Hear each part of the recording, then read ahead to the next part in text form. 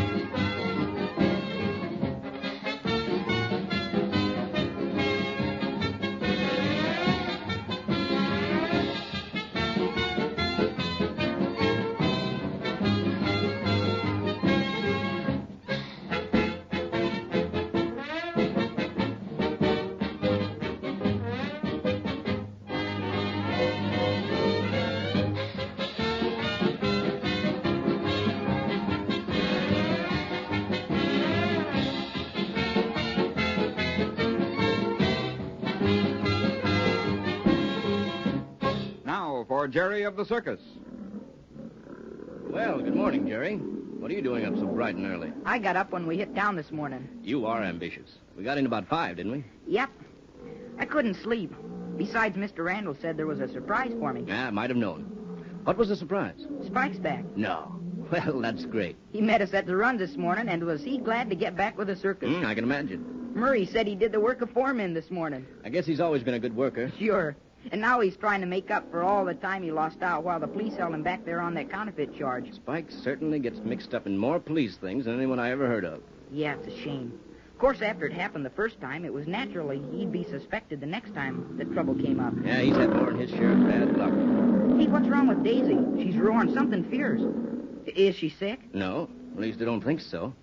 They all seem restless this morning. I can't quite make it out. That's funny. Are they off their feed? Well, I've been checking things up pretty carefully. I was afraid perhaps they'd gotten some tainted meat.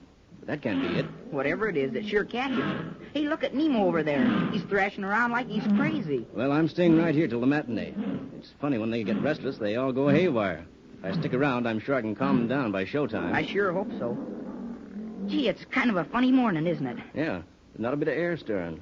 Think it's going to rain? Not with the sun out like that. I know, but there doesn't seem to be any clouds, and the sun's kind of dull, and the sky's all yellowish instead of blue. Say, you're quite a weatherman, Jerry.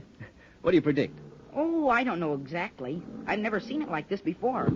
Daisy! Hey there, take it easy. What's wrong, old lady? She certainly knows when you're talking to her, all right. That a girl.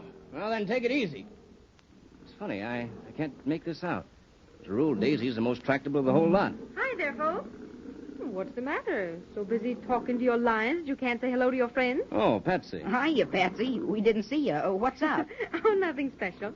I just sort of thought I was being neglected lately, so I came around to find out what's going on. We wouldn't neglect you, Patsy. I should say not. Gee, I guess I haven't seen you much the last few days.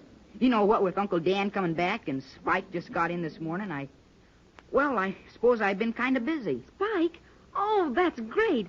I'm certainly glad he's out of that mess. Yeah, I guess he is, too. Uh-huh. And what about you, Jason? Well, Jerry seems to have a pretty good alibi. You know, I'm always glad to see you, Patsy. I used to think so. Seems to me as if you've been avoiding me the last day or so. Now, you're just imagining things, Patsy. Sure thing. Say, every time I see Jason, he asks where you are, and seems like if we aren't talking about his lions, we usually end up talking about you. Hey, Jerry. Well, it's so. Well, I must say that's very encouraging. I'd begun to think I'd done something or said something. No, you couldn't, Patsy. Don't ever worry about that. I guess I've just been kind of busy, that's all. Emo! Pipe down there! Say, Patsy, where'd you get that pretty bracelet? Uh-huh. It is pretty, isn't it? Gee, I'll say. I never saw one like that before. So big and heavy. And all that carving. Mm-hmm. What is it, silver? That's right, Jerry. But the jewels. Say, that must be valuable. That's really beautiful, Patsy. I never saw you wear that before. Looks like a family heirloom. Oh, it is. Seems like it's pretty valuable to bring on the road. Well, it's not really mine. That is, well, I'm just wearing it. Who gave it to you? Boris. Oh, Jiminy Willikers, I never knew he was that generous. of course, it's none of my business, Patsy, but seems like that's a pretty valuable present to accept from anyone. Yes, I know, Jason. I didn't want to take it, but he insisted and acted like his feelings were so hurt when I refused it that I... Can you beat Boris giving away something like that? Well, it all happened like this. He seemed so kind of blue. You know, after that time he got all dressed up to go to that party and no one came for him. Poor Boris. Must have been a blow to his pride to fall for a gag like that. Well, when he got to talking to me, I could see he was feeling pretty badly. Everyone kidding him so. Oh, he's old enough to take a joke. I know, but sometimes grown-ups are worse than kids. Well, anyhow, he got to telling me about his mother. Seems like she must have looked an awful lot like me. He said even her voice was like mine. And, well, he got to talking, and then later he came back with this bracelet and said it belonged to her, and... And he gave it to you, huh? Well, he wanted to. I said, of course it was too... Well, that I just couldn't accept it. Well, he had a lot of nerve. Oh, but I felt awfully sorry for him, Jason.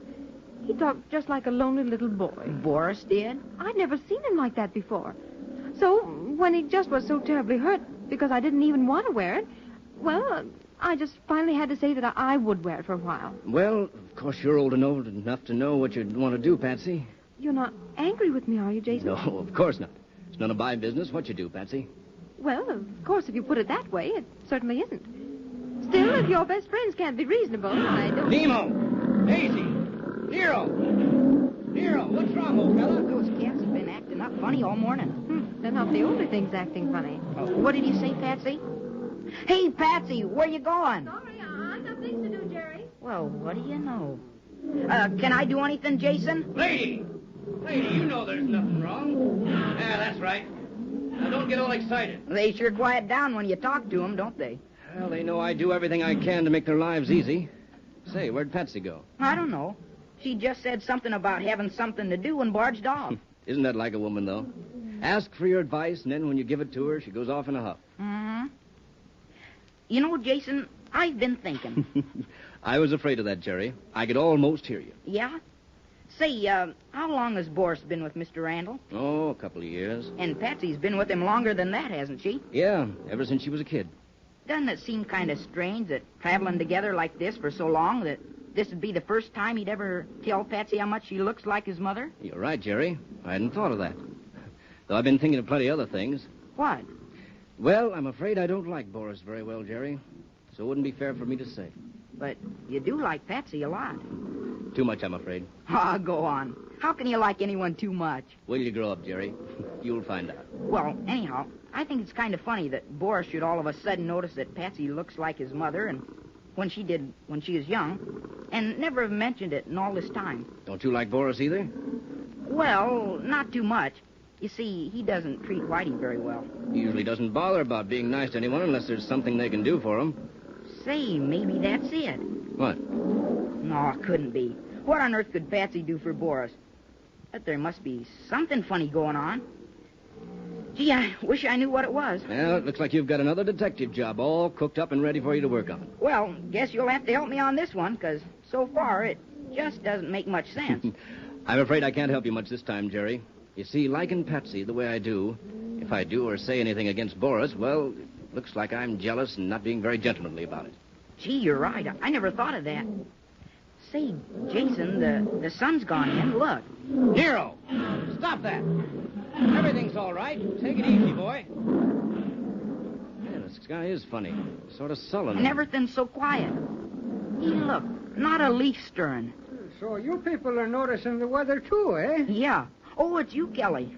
I don't remember ever seeing it quite like this before. Have you? Once, but I've been trying not to think about it all morning. What do you mean, Kelly? Well, I hate to say anything, but it looks like we'll find out soon enough anyhow, so I may as well admit that this looks mighty like tornado or cyclone weather to me. What? Say, that ought to be exciting. You betcha. It's too exciting for my taste. You're not serious. Yes, I am. Of course, I ain't been in one of those things since I was a kid, but I'll tell you, if you're ever caught in one, it's something you'll never forget.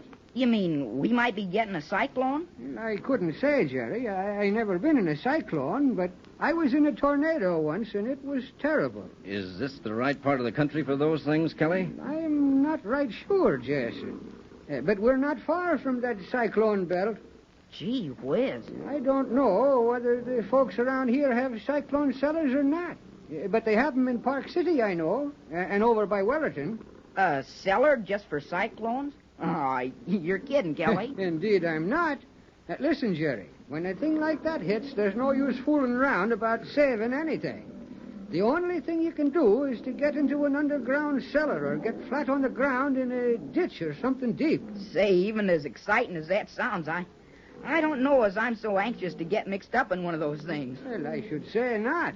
But what's the difference between a cyclone and a tornado? Well, a cyclone is also a windstorm, but instead of coming straight for you in a straight line, it comes in a huge circle, like in a mince funnel. Well, I guess that isn't what we're going to have, because it's so awful quiet. Yeah, that's the trouble. It's too quiet.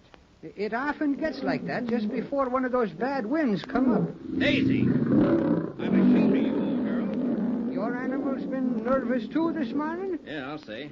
Can't seem to get them settled down. Yeah, we've been having our trouble over in the menagerie top, especially them zebras. They sure have been ornery. Do you think they might sense there's something funny in the air? That's what I'm afraid of. The elephants were stamping around and trumpeting like mad. However, Gertie took command and got order in the ranks.